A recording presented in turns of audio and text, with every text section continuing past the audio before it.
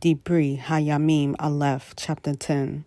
And the Philistines fought against Israel, and the men of Israel fled from before the Philistines and fell slain on Mount Gilboa.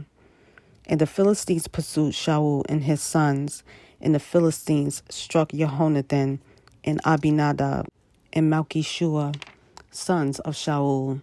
And the battle was heavy on Shaul, and the archers hit him, and he was wounded by the archers.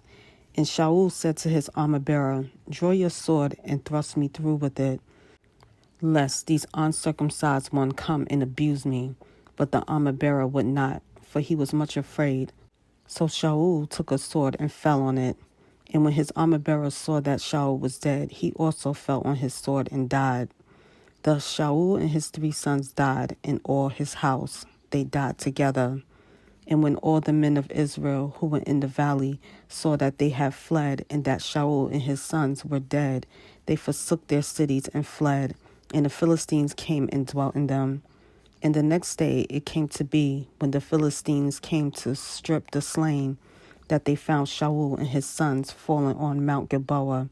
And they stripped him, and took his head with his armor, and sent word throughout the land of the Philistines to proclaim the news among their idols and among the people, and put his armor in the house of their mighty ones, and fastened his head to the house of Dagon.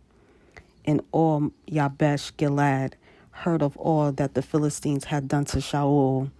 And all the brave men arose and took the body of Shaul and the bodies of his sons, and they brought them to Yabesh and buried their bones under the tamarisk tree in Yabesh, and fasted 7 days.